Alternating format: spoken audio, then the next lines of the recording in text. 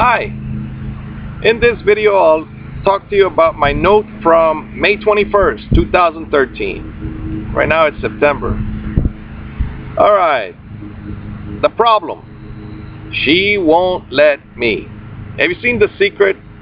I love that old man that he was probably some scientist, and he said, she won't let me. But it is very effective. You see, once you're married, the wife kicks out your friends, and you don't have friends anymore.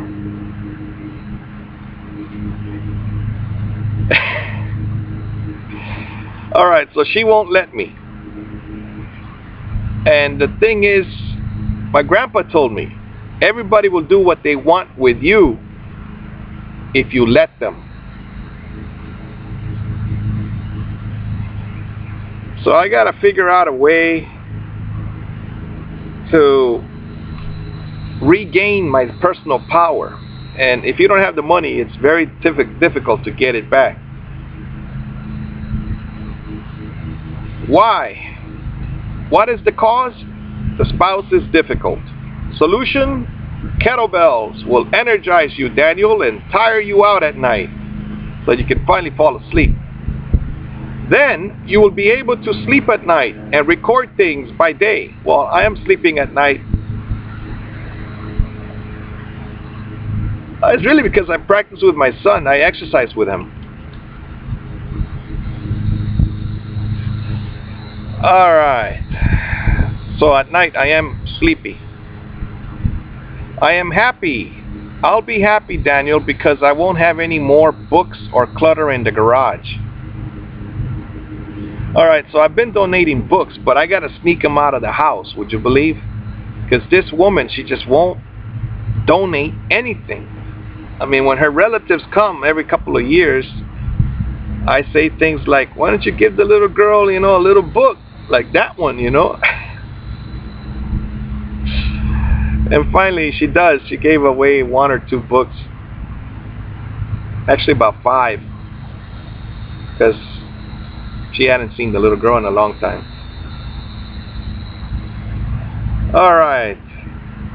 My body will be super energized, attacking me, this kitty. She won't let me pick her up. She jumps out of the way as soon as I go to grab her.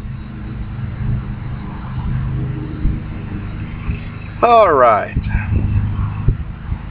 If someone is stopping you from living out your life, perhaps your parents, your mom, your sister, not your sister, but your girlfriend, what can you do? There's really only one option, and that is to move out. I must find a middle ground. And as Gandhi said, this is the only way I was able to defeat my enemies, and that is to be kind to them. Alright? That is the only way I was able to defeat the spouse, the wife's spouse, the mother, and my daughter.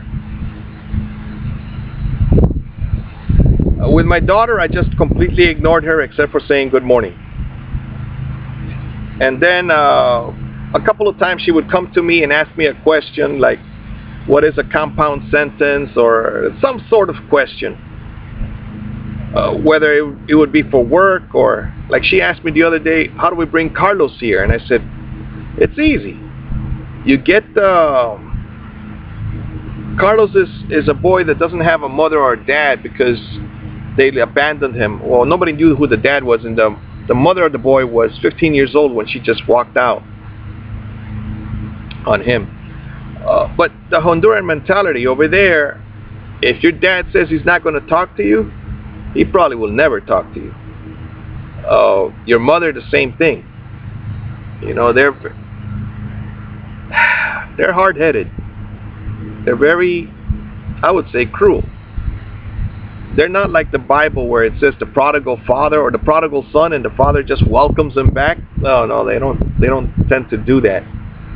At least in my family and the spouse's family, they're both in the same type.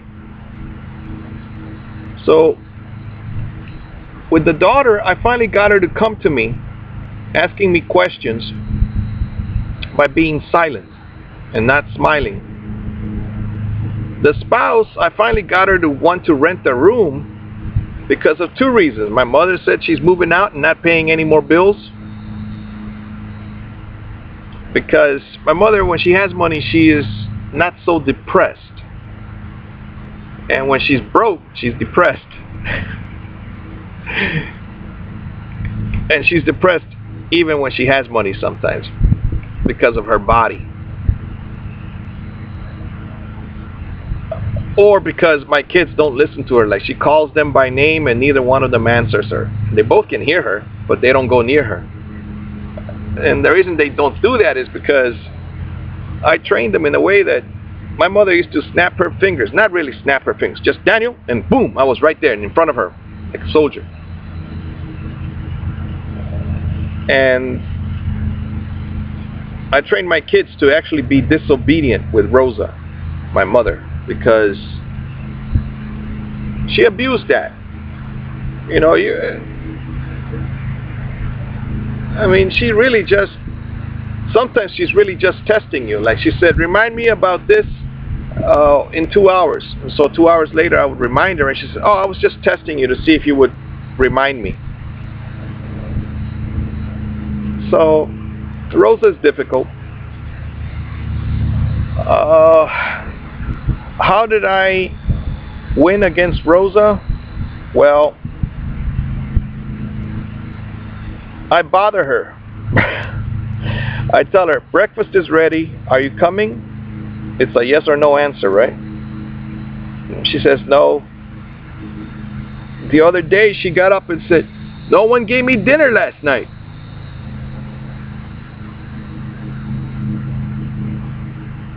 And I said, oh.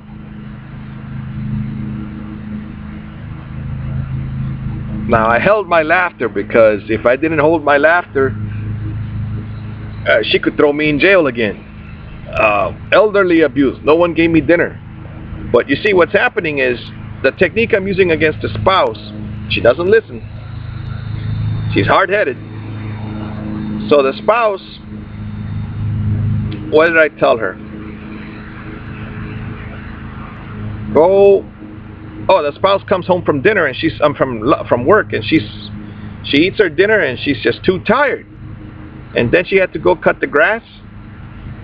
So she forgot to give her mother-in-law dinner.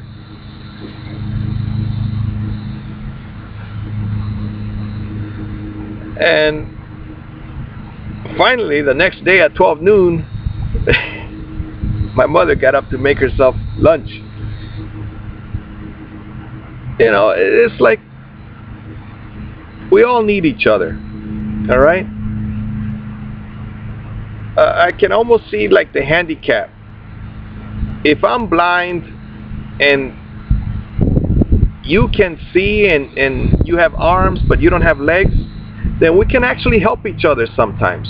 You know, you can tell me, open the refrigerator to your left, you know, take out the eggs or something, you know, or we could help each other somehow. There are children's books written about how one guy couldn't walk and so the other guy couldn't see, so the guy put him on his back and that's how they walked from wherever they needed to go. People that help each other. And so that's how I got everybody to change. I gave them love, sometimes tough love, by not talking to the daughter, with my mother I go release the pressure. I gotta show up, I gotta go be kind to her, because if I'm not, then she takes it out on one of the kids or takes it out on me. If she takes it out on my daughter, I let the daughter take it. But if she takes it out on my son, then I go interrupt and I say, sir, I want to speak with you. And then when we get outside, because my mother's not going to follow me outside, I say to him, sir, do you want your grandmother to be yelling at you right now? And then he says, no. Then go take your shower, please. and this way she won't bother you. And if she doesn't want to bother you, she could throw me in jail, son. Like, and then my son, he understands, because he was here when my mother threatened me. She said, if you don't carry your daughter's book bag from school, then I will Baker Act you, or I'll throw you in jail, whichever it is. So I don't want to carry that thing, not because I would carry it. I would carry double the size of those books. But I want to homeschool my daughter, and if she's going to be reading about the capital of Alaska is this, and the capital of, I mean, as Booker T. Washington said, I'm not going to teach you the name of some mountain in Africa. Here you will learn skills that are necessary for life. Now, he didn't say it in that tone because, well, I don't know, maybe he did. You know, the audiobook guy is a very elegant reader on LibriVox. Whoever this volunteer reader is, he is excellent. As far as honey attracts more than a whiplash, you know, or harsh words or harsh tone. So what we've got going here is I take that yellow wagon and my daughter pulls it with her book bag. Now, of course, now the mother, the spouse, my spouse, is angry. She says, why do you leave that yellow wagon in the front of the house? Then I tell her, because your daughter carries her books there. Now, of course, that's the only satisfaction I get, having that yellow wagon there, and they have to walk around it when, or they could just leave it out in the rain, but we pull it underneath the roof there, and it is in the way. But that's the only satisfaction I get. But my kids, one day they'll understand, because now they're even hearing Booker T. Washington. And Booker T. Washington has 3 teachings. Intelligence. No one should tell you to brush your teeth. You just do that on your own. After you sweep, you mop. You don't have to, no one has to tell you. That's intelligence. The second one is skilled hands. Carpentry, plumbing, electricity, fixing computers, I would add now, mechanics. Even back then, those were the 3 things. Okay, the third thing, the skills. The third thing you need is morality. The best education is worthless if you are dishonest. So, I tell my son, I don't know if I told my daughter, but I tell my son, I'm teaching you what Booker T. Washington said 100 years ago. Brush your teeth, put on shoes so that you don't step on something and cut yourself or get sick. And then I tell her, or I tell my son, he says, Booker T. Washington says, be prepared. All right? When the punch comes, be prepared. Be like a ninja. Expect the punch before it comes.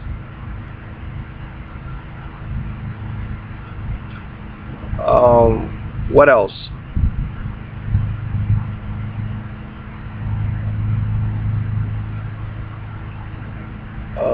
My son, now he knows. I tell him, look, I didn't have a dad to tell me these things. And women think differently. My mother's advice was, don't ruin your hands. So I have very gentle hands. If I beat them up any, it's only because of my martial arts training that once in a while I punch things. Solid walls of cement or something. That's when I had a job. I'm not allowed to do it here in the house. And the whole thing shakes, you know, so like... I mean, I could hit the tree, but As Mr. Miyagi said, I've never been attacked by a tree. But what I'm talking about, we'll plug in. Talk to you later. Read Character Building by Booker T. Washington.